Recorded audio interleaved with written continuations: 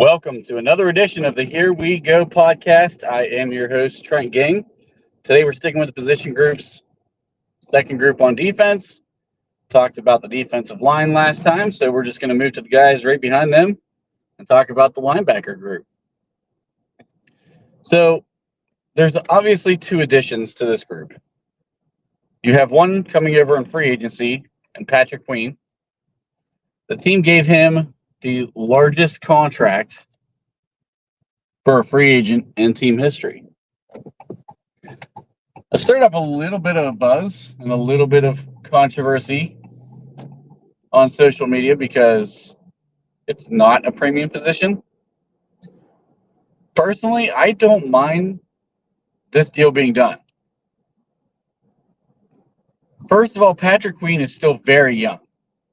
He came into the league at 20 years old. He is an extremely young player to be getting a second contract already. He's an ascending player. And I hear a lot of the conversation about how he was made by Roquan Smith. I don't know that that's true. I honestly just think he was growing into his own and maturing and starting to figure this thing out at the NFL level. He's got a ton of athleticism, and he can easily be your three-down linebacker. I think he was a tremendous signing. From the standpoint of the fact the Pittsburgh Steelers ask a lot of the linebacker group, which is why it has been pretty hard to replace Ryan Shazier since he's gone down. I mean, we've been looking for a guy for quite a long time now to fill that role in his shoes. And really, we've not done it yet. Patrick Queen is cut from the same cloth. He's got speed. He's athletic. He can run sideline to sideline. He's a good run defender. And I think you saw him make real strides to becoming a complete linebacker in the passing game last year. This team's going to feel real comfortable with him being their three-down linebacker. And at his age, with his athletic ability,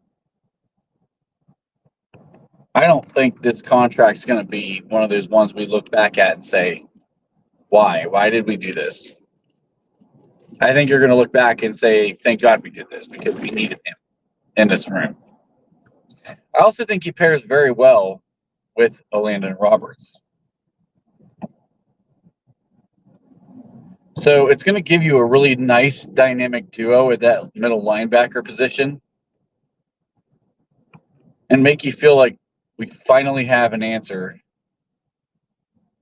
I'm not sure we've had two complete linebackers in a long time.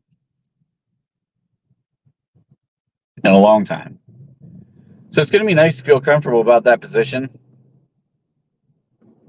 And Patrick Queen's going to be the catalyst of the success for that group because he's going to be your three-down guy. He's going to be on the field as much as he can be on the field.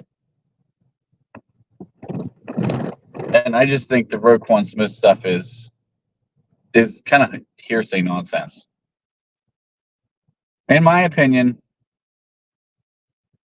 a player can prove that they are who they are based on the play on the field, not based on who's standing next to them. It's doing your job in whatever role and whatever capacity that is for you. He did his job in Baltimore. We saw him twice a year, and he played well against us every game. Now, you can say, well, they were focused on Roquan and not as much emphasis on Patrick Queen. And, I mean, that's fine if you want to make that argument. But Patrick Queen was asked to do certain things on the field, and he did them. And he did them very, very well. I can assure you Pittsburgh was not the only team who wanted to get this guy on their roster. If we wouldn't have signed him, somebody else would have signed him too. I don't know if you believe the reports about him having a higher offer out there than Pittsburgh. But if that's true, that just goes to show that the whole argument about overpaying at the position isn't necessarily true, because there are other teams who felt the same way Pittsburgh did.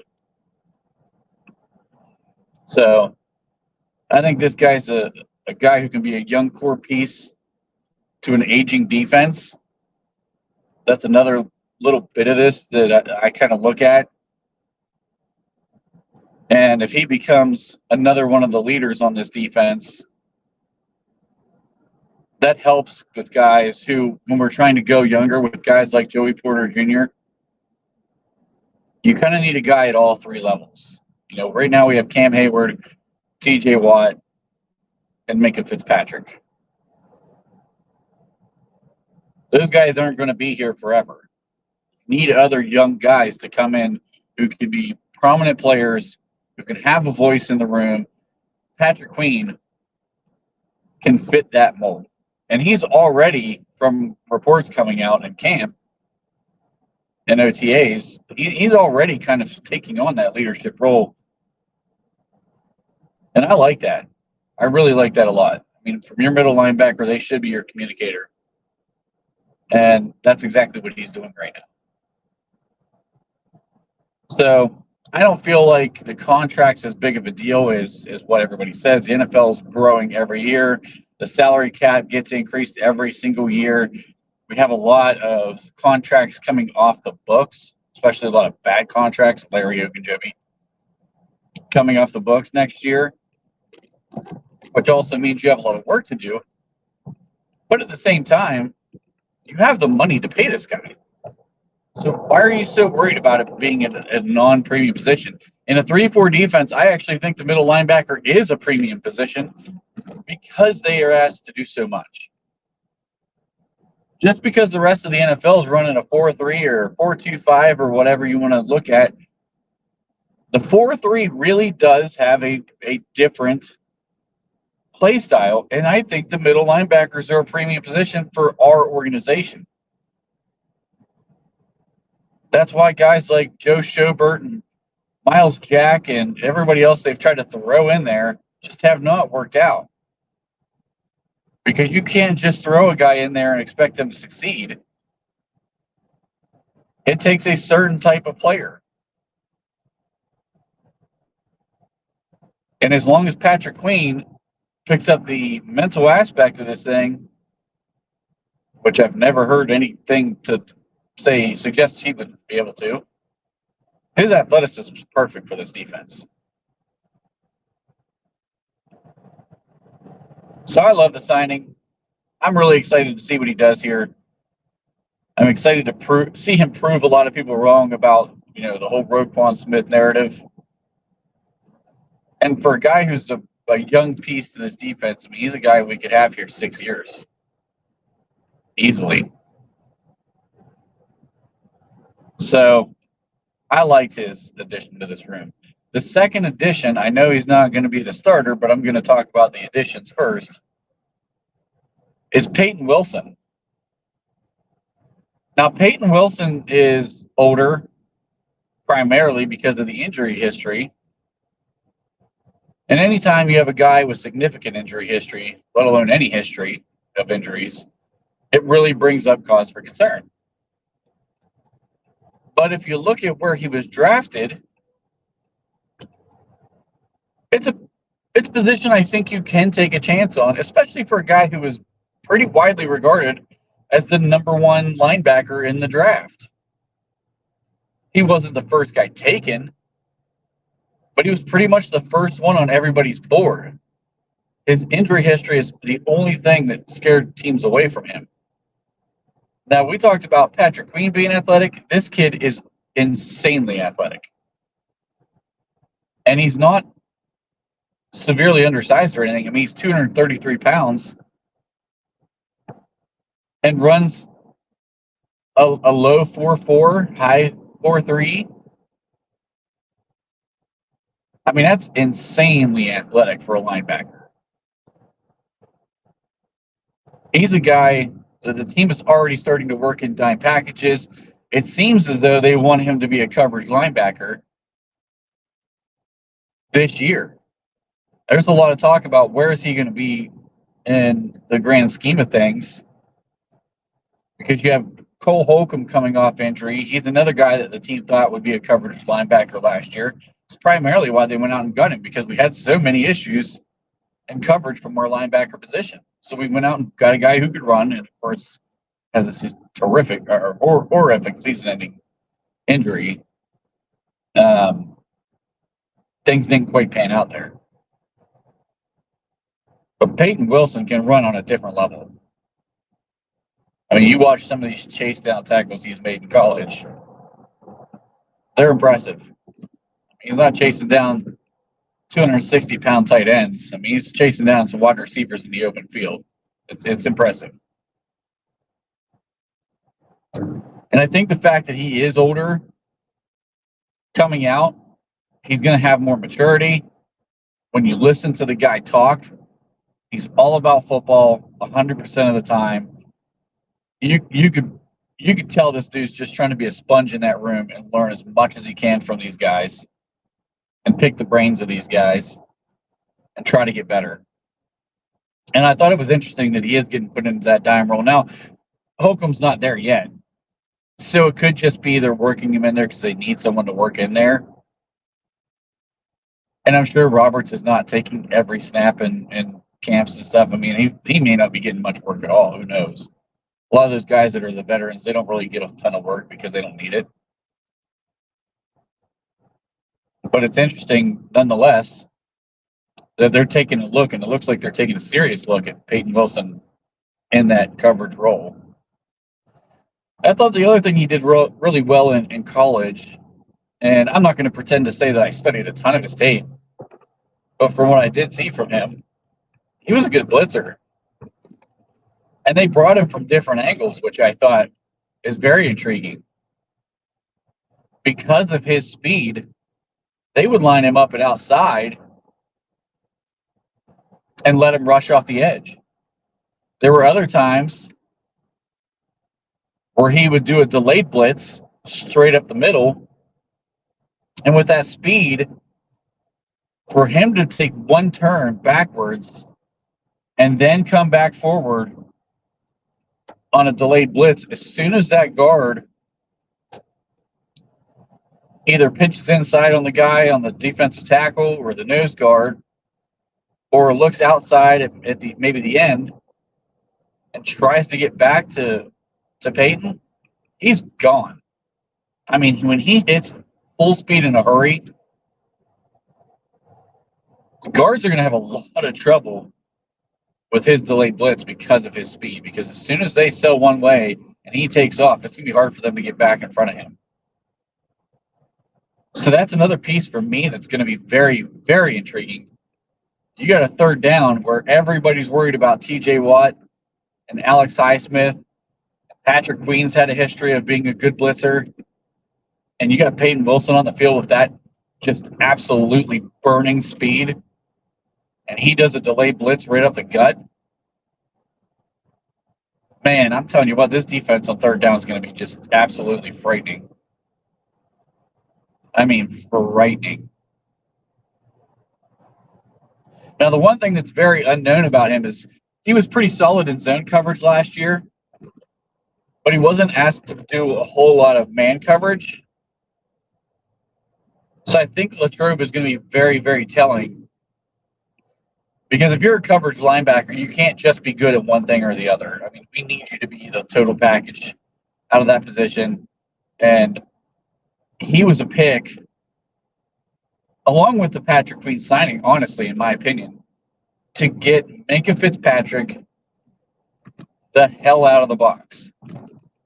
They talked about him wanting to play Minkah ball. He's talked about him wanting to play Minkah ball. How do you do that? You've got to get better coverage from the slot corners, which is why they got Cam Sutton, as controversial as that is. That's why they signed Deshaun Elliott, who, when they run that free safety look, he's going to be the guy down in the box. KZ and Minkah will be back. And that's why They got two linebackers that can run.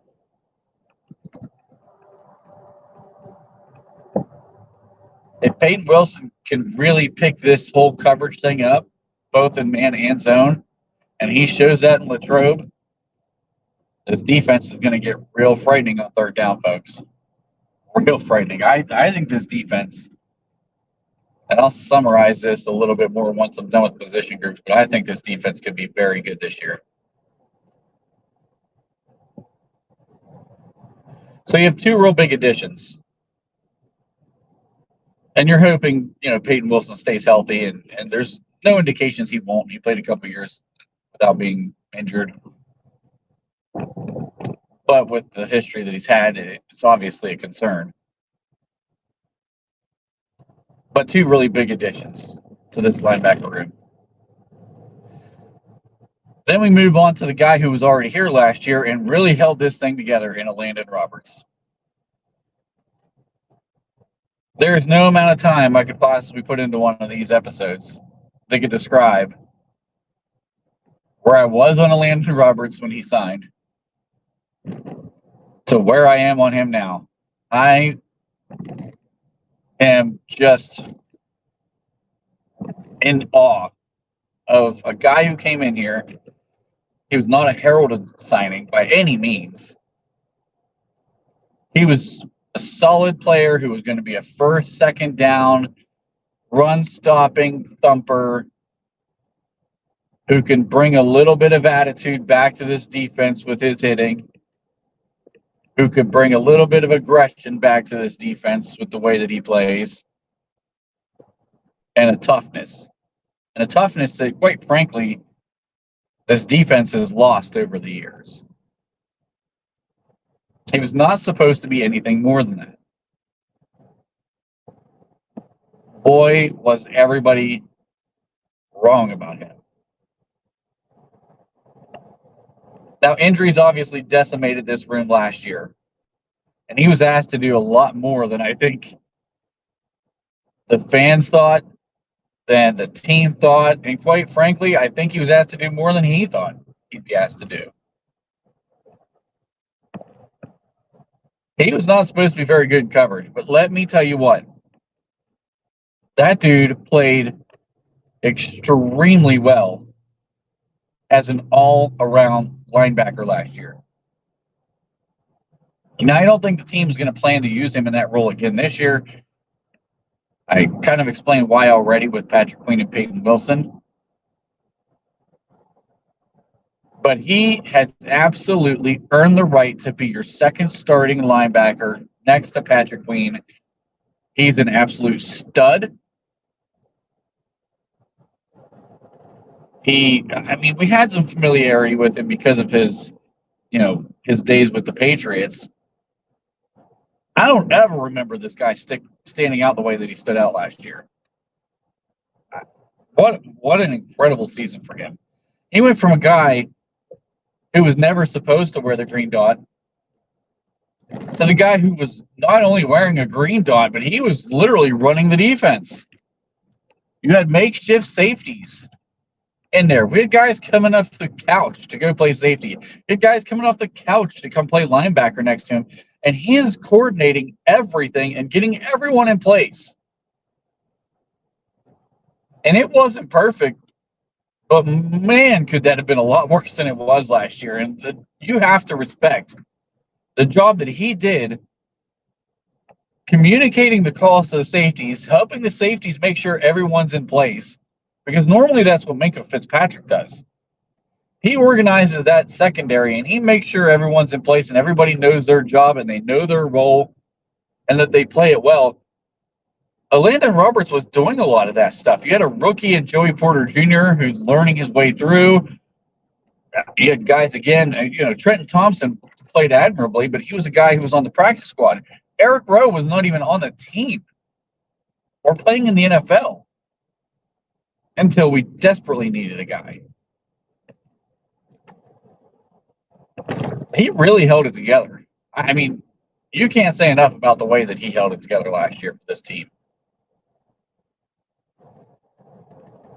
So even though Cole Holcomb is the guy who got the bigger contract, There's no argument in the world that you could make to me that would get me to believe Elandon Roberts not your starting linebacker right now in week 1 all the way through the end of the season. The only reason he would ever lose that spot is injury.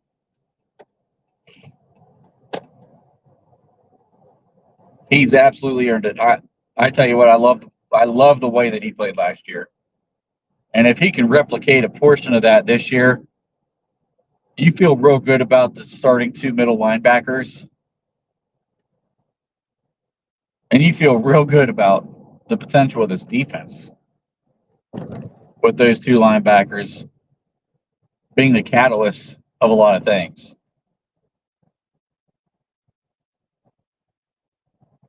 I can't say enough good things about Elandon Roberts, but we're not going to make it the Elandon Roberts episode. Which leaves Cole Holcomb as the next guy who is going to get significant reps. So Holcomb's a guy who's a tackling machine. Every season he finishes healthy, he's well over 100 tackles. He was a guy the team felt good about playing in coverage. It didn't look good early. It definitely did not look good early. I'm not a big PFF guy. I'll say that 100 times. But there's some merit to finding a way to really judge how a player's performing on the field. And they do their best to make a judgment call on these players. And he didn't grade well with them at all. I mean, he was pretty terrible in coverage. Well, really all around. But I'm primarily talking about in coverage. Because I feel like that's his role with his team. Now, will he be a good third linebacker to rotate in and give a breather to either or with Roberts and Patrick Queen? Absolutely. I mean, he brings pedigree to the table. I mean, he's been a guy who's been a starter, who's played well, who has an injury history. His biggest issue is he can't stay healthy. When he's on the field, he's a good player. He just can't stay healthy. My biggest cause for concern with him is his contract. Why in the world would we pay this guy to sit on our bench? Why would you pay him this contract to sit on our bench? Because he's got quite a little cap hit to him. And I just don't think a backup linebacker is worth the money that he's getting paid.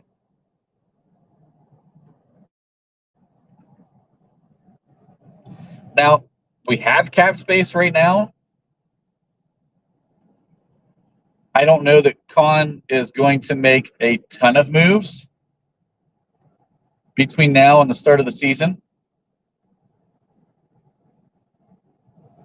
There's one move everybody's obviously waiting for, and it's that wide receiver trade. That's going to eat into some of that cap. And if you go after a guy like Ayuk, that's going to be a big chunk of that cap. So I don't know that they're in like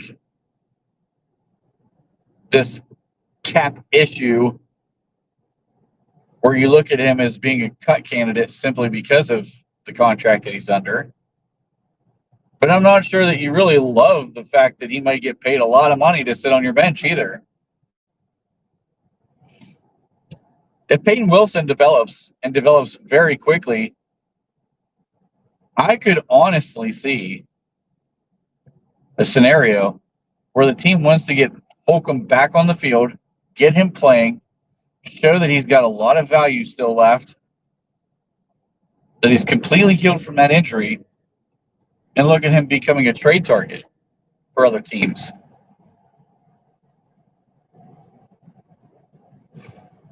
Now, I don't know if that's the plans of the team. Could it be one way to dump a contract where at this point, if he's a starter, it looks like a bad contract?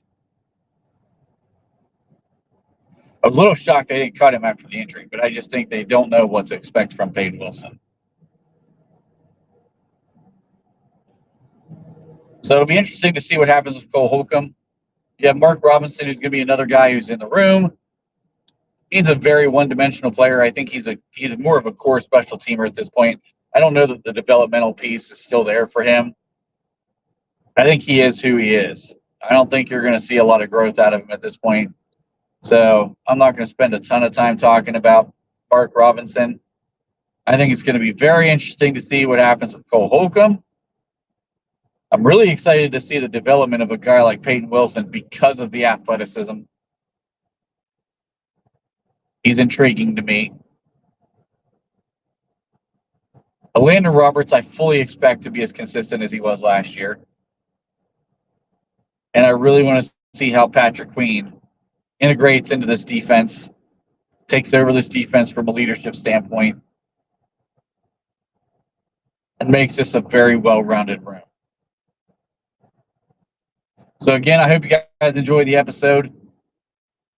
If you like the episode, like and share. And as always, have a fantastic day.